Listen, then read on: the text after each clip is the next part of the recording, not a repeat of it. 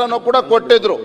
ಆದರೆ ಈತ ಬಡ ಕುಟುಂಬ ಆಗಿರುವ ಕಾರಣ ಕನಿಷ್ಠ 50 ಲಕ್ಷ ರೂಪಾಯಿ ಪರಿಹಾರವನ್ನು ರಾಜ್ಯ ಸರ್ಕಾರ ಕೊಡಬೇಕು ಮತ್ತು 2 ಎಕರೆ ಭೂಮಿಯನ್ನು ಕೂಡ ಆ ಕುಟುಂಬಕ್ಕೆ ಕೊಡಬೇಕು ಮತ್ತು ಆ ಕುಟುಂಬದ ಒಬ್ಬ ಸದಸ್ಯರಿಗೆ ಒಂದು ಸರ್ಕಾರಿ ನೌಕರಿಯನ್ನು ಕೊಡಬೇಕು ಅಂತ ಹೇಳ್ತಾ ಬಹಳ ಪ್ರಮುಖವಾಗಿರ್ತಕ್ಕಂಥ ಅಂಶ ಹೇಳ್ತಾರೆ ಮಾನ್ಯ ಸಭಾಧ್ಯಕ್ಷರೇ. ಈ ಪ್ರಕರಣ ಬಹಳ ಗಂಭೀರವಾಗಿರ್ತಕ್ಕಂಥ ಪ್ರಕರಣ.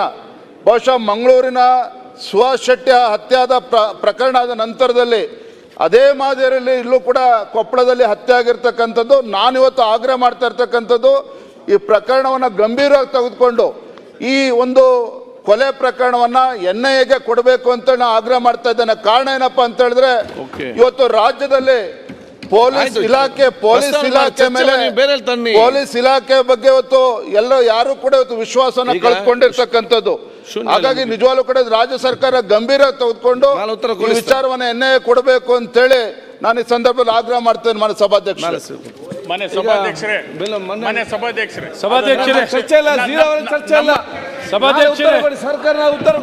ಸರ್ಕಾರ ಉತ್ತರ ನೀವು ಉತ್ತರ ಕೊಡ್ಲಿಕ್ಕೆ ಆಗುದೇ? ಸರ್ಕಾರದಲ್ಲಿ ಉತ್ತರ ಕೊಡ್ಲಿ ಆಗುದಿಲ್ಲ. ಚರ್ಚೆ ಅಲ್ಲ ಇದು, ಶೂನ್ಯ ವೇಳೆಯಲ್ಲಿ ಪ್ರಸ್ತಾವನೆ ಮಾಡ್ತಾರೆ. ನಾಳೆ ಸ್ವಚ್ಛ ಉತ್ತರ ಕೊಡೋದು ಮಾತಾಡಿ. ಸಚಿವರು ಇದ್ದಾರೆ ಸರ್, ಸಚಿವರು ಇದ್ದಾರೆ ಸರ್. ಭೇಟಿ ಕೊಟ್ಟಿದ್ದೀನಿ, ಈಗ ಹೋಗಿದ್ದೀನಿ. ಈಗ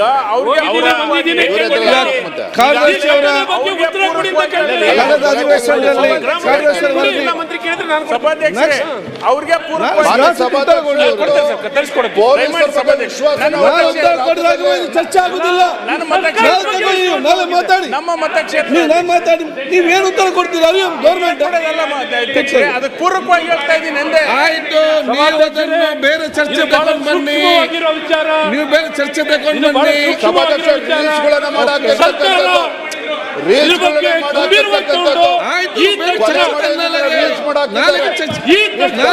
ತಗೊಂಡು ಬನ್ನಿ.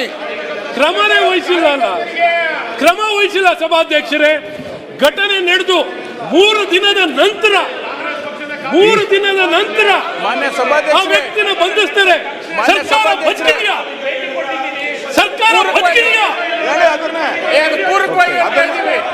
ಸರ್ಕಾರ ಬದುಕಿದೆ. ಇಡೀ ಪೊಲೀಸ್ ವ್ಯವಸ್ಥೆ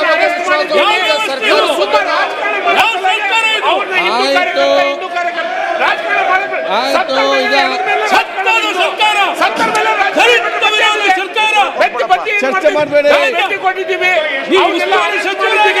ಯಾರು ಮಾಡಿದ್ರೆ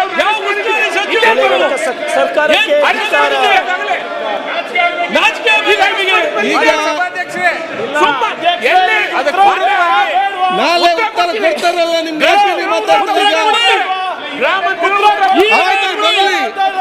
ನೀವು ಈಗ ಕೊಡಿಸಿ ಅಂತ ಹೇಳಿದ್ರೆ ಯಾಕೆ ನೀವು ಬೇರೆ ಕೊಡ್ಲಿಲ್ಲ? ಬೇರೆ ಕೊಡ್ಲಿಲ್ಲ? ಕೇಳಿದ ಅವಕಾಶ ನೀವು ಚರ್ಚೆ ನೀವು ಯಾಕೆ ಚರ್ಚೆ ಮಾಡಲಿಲ್ಲ? ಯಾವ್ದು ಚರ್ಚೆ ಮಾಡಿ. ಗಂಭೀರ ವಿಚಾರ ತಗೊಳ್ಳಿ. ನೀವು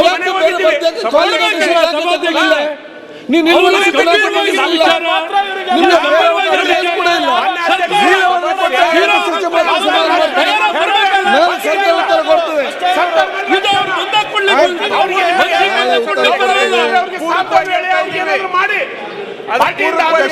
ಮಂತ್ರಿಗೆ ಗೊತ್ತಿದೆ, ನಾಳೆ ಸರ್ಕಾರ ಉತ್ತರ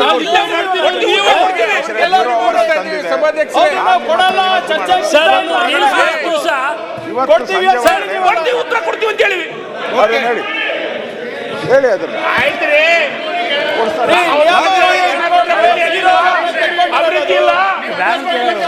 ಅಭಿವೃದ್ಧಿ ಕೆಲಸ ಬಗ್ಗೆ ಇಲ್ಲ. ಕೊಪ್ಪಳದ ಹುಡುಗ ಏನ್ ಮಾಡಿದ್ದ? ಚರ್ಚೆ ಮಾಡಬೇಡಿ. ನಿಮಗಿಂತ ಹೆಚ್ಚು ಕಳಕಳಿ ನಮಗಿದೆ. ನಾವು ಅಲ್ಲಿ ಭೇಟಿ ಕೊಟ್ಟಿದ್ವಿ, ಏನು ಬಂದಿದ್ವಿ.